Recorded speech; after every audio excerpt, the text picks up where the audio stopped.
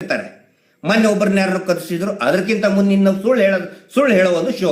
ಅದಕ್ಕೆ ನಾನು ಸಾರ್ವಜನಿಕರಿಗೆ ಹೇಳ್ತಾ ಇದ್ದೇನೆ, ದಯವಿಟ್ಟು ಆ ರೋಲ್ ಕಾಲ್ ರಿಪಬ್ಲಿಕ್ಕು, ಆ ಚಿಪ್ ರಂಗಣ್ಣದ ಪಬ್ಲಿಕ್ ವಿರೋಧಿ, ಇನ್ನು ಏನದು ಆ ಸೆಕ್ಸ್ ಸಿಡಿ ಇಟ್ಕೊಂಡು ಬ್ಲ್ಯಾಕ್ ಮೇಲ್ ಮಾಡುವಂಥ third class Rakesh Shetty TV channel, ಇನ್ನೂ ಯಾವುದದು ರಾತ್ರಿ ಹೊತ್ತು ಚರಂಡಿಯಲ್ಲಿ ಬಿತ್ಕೊಂಡು ಒಳ್ಳಾಡ್ತಾರಲ್ಲ, ಹೆಸರೇನು ನೆನಪು, ಅಜಿತ್ ಜೈನ್ ಮಂಗಕ್ಕನವ್ರು.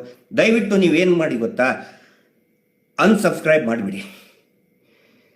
ಇಷ್ಟೊಂದು ಘಟನೆಗಳು ನಡೆದಿದೆ ಅಲ್ಲ ರೀ. ಈ ಟಿ ವಿ ಚಾನಲ್ ಅವ್ರಿಗೆ ನಿಮಗೆ ಬದ್ಧತೆ ಇತ್ತಂತ ಹೇಳಿದರೆ, ನಾವೇನು ಮೇನ್ ಸ್ಟ್ರೀಮ್ ಎಂಟೈರ್ ಮೀಡಿಯಾಕ್ಕೆ ವಿರೋಧಿ ಅಲ್ಲ, ಆದರೆ ಯಾಕೆ ನೀವು ಪ್ರಶ್ನೆ ಮಾಡ್ತಾ ಇಲ್ಲ?